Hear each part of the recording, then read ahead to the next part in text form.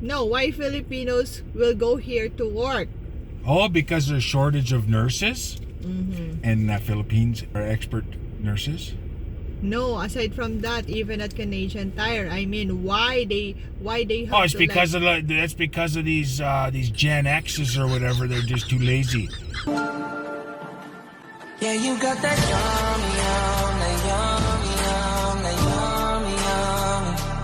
Yeah, you got that yummy, yum, that yummy, yum, that yummy, yummy. Work my way, yeah. Why they have to work here, honey? I don't know anybody that wants to work, or anybody you have to work to make money. Yeah, but why Filipinos will work here? I don't know, why do Canadians work here? No, why Filipinos will go here to work? Oh, because there's shortage of nurses, Mm-hmm. and Philippines are expert nurses. No, aside from that, even at Canadian Tire, I mean, why they have Oh, it's to because of that's because of these Gen X's or whatever. They're just too lazy. They want everything handed to them on a platter. It's like, here, you don't need to work. We'll just pay you. We'll just give you money.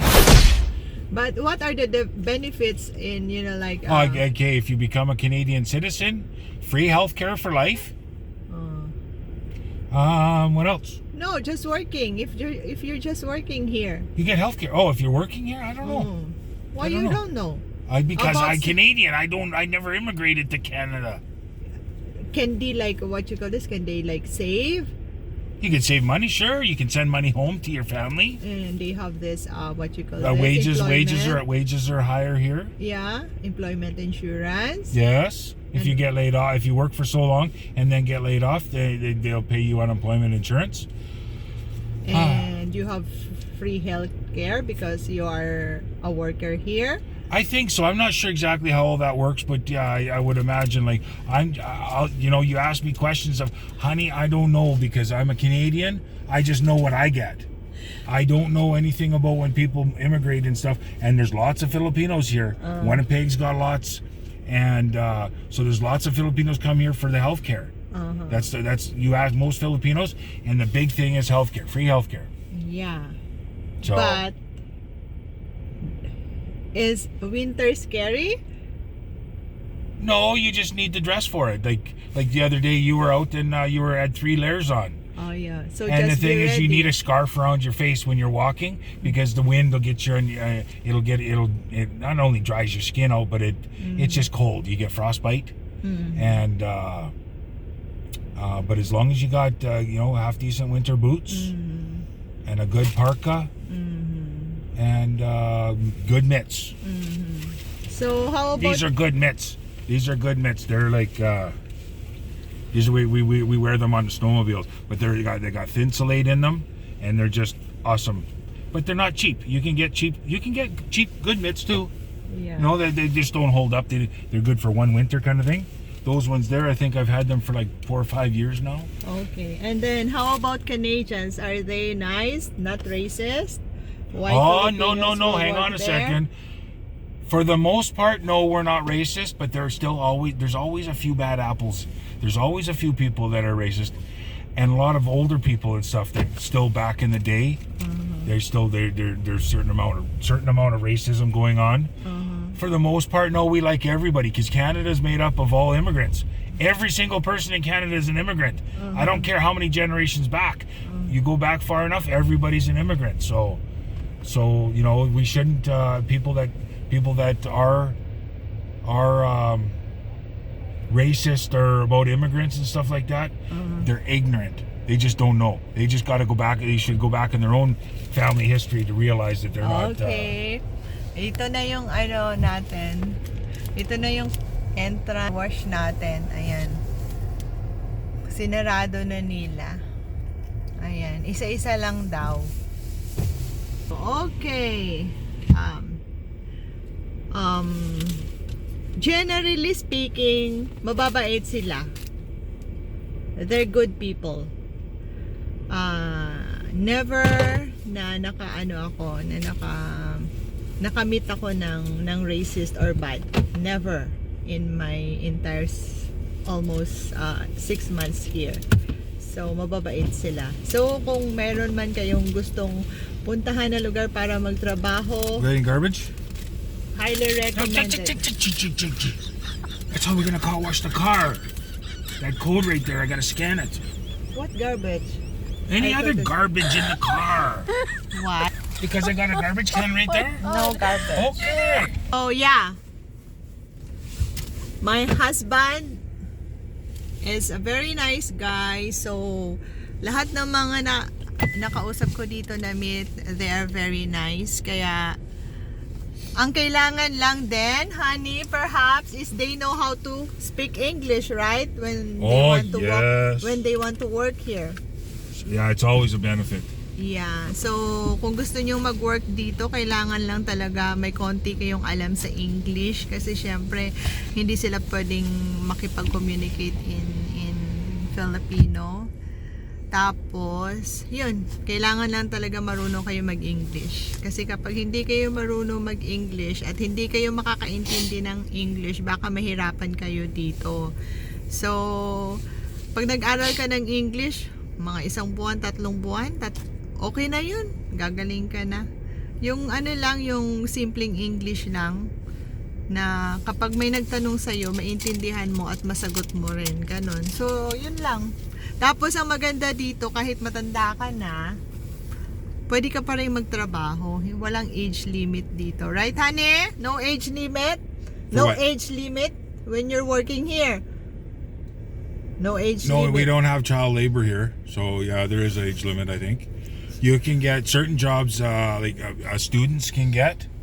But when you're 65, you can Oh. still work. Oh, yeah. Yeah, you can work till the day you die if you want. Yeah. So Some companies here, you have to get permit if you're 72 or older. Sometimes they ask you if you they got to get permission from the company to work beyond 72.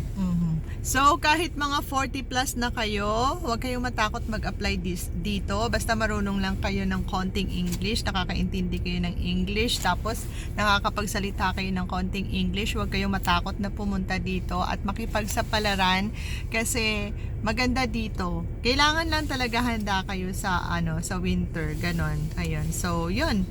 Talagang highly recommended ko to. Yun, yung place na to. Ayun. Basta talagang kailangan mo lang talagang harapin yung winter. Kailangan mo lang talagang bumili ng mga pang-winter. Ayun. So, yun. Dati natakot ako pero ngayon hindi na. Pero syempre, decided na talaga ako na sa Pilipinas mag for good. Pero para sa mga bata-bata at nangangarap mag-abroad, highly recommended ko yung Canada para sa inyo. Ayun. So, ayan.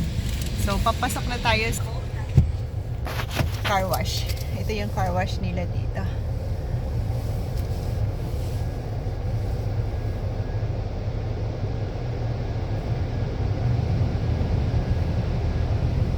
So, manual? No. Walang manual dito. Puro lahat electric. Tapos, ipo-blow. Ayan, may blower sila. Ayan, gumagalaw yung sa taas.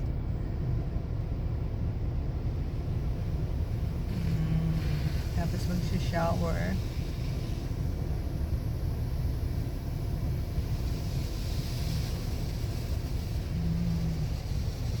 Ganyan siya.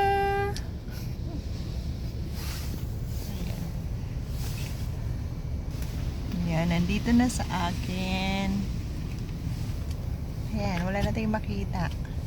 Kasi nag-shower na siya. Hindi ko alam kung yan yung yellow. Titingnan natin kung paano niya tatanggalin. Ayun, nagsabon siya uli. Are you okay, honey? Yes. Lumakas na.